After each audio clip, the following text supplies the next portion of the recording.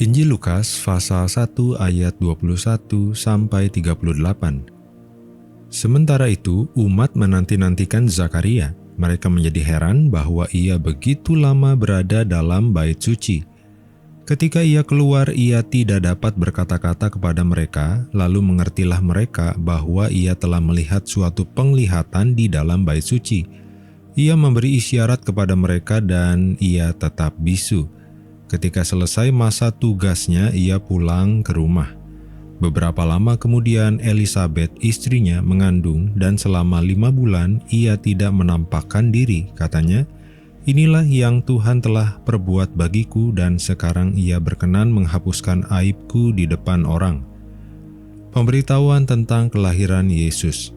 Dalam bulan yang ke-6, malaikat Gabriel disuruh Allah pergi ke kota bernama Nazaret di Galilea, kepada seorang perawan yang bertunangan dengan seorang bernama Yusuf dari keluarga Daud.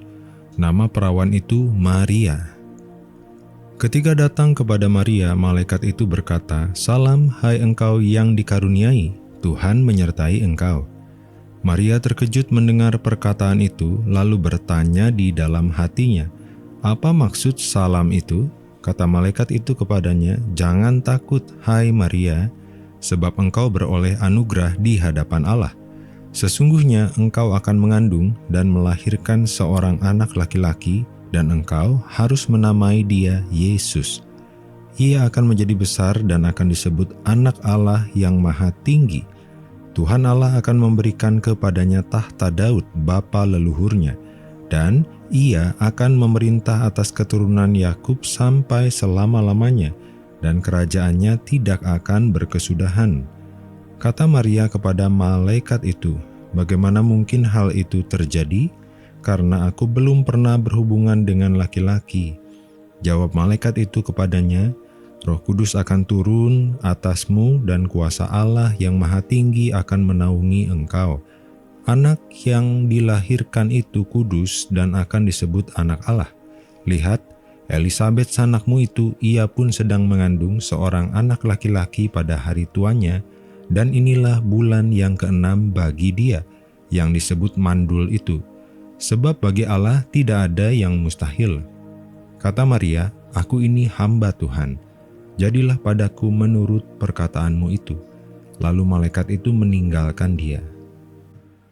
Sementara Zakaria berada di dalam bait suci, orang-orang yang menunggu di luar mulai bertanya-tanya mengapa ia begitu lama di dalam.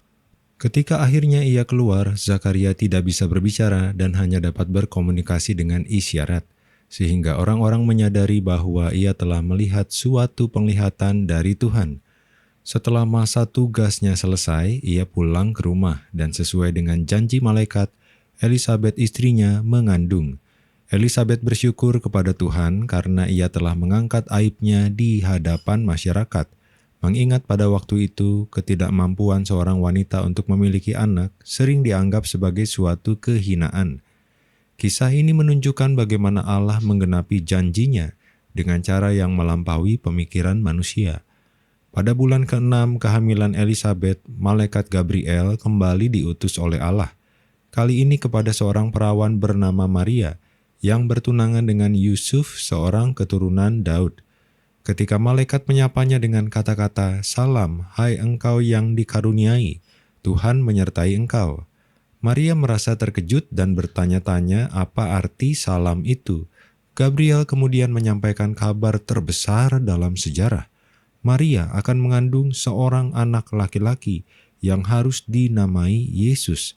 Anak ini bukan hanya akan menjadi besar, tetapi juga akan disebut sebagai Anak Allah yang Maha Tinggi, dan akan memerintah sebagai Raja selamanya atas kerajaan Daud.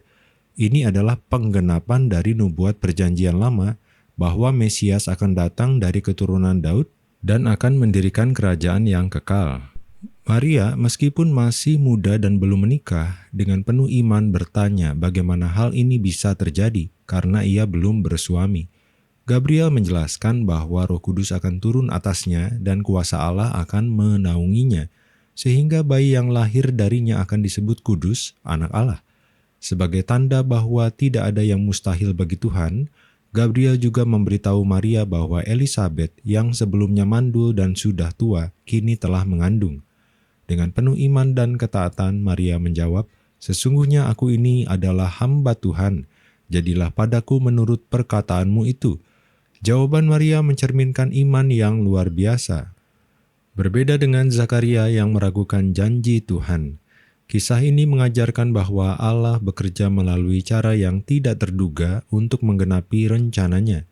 Ia memakai orang-orang yang rendah hati seperti Maria untuk melaksanakan karya keselamatannya di dunia. Bagaimana kita merespons panggilan Allah dalam hidup kita? Apakah kita ragu seperti Zakaria atau percaya dan taat seperti Maria? Allah mengundang kita untuk hidup dalam iman, percaya bahwa tidak ada yang mustahil baginya.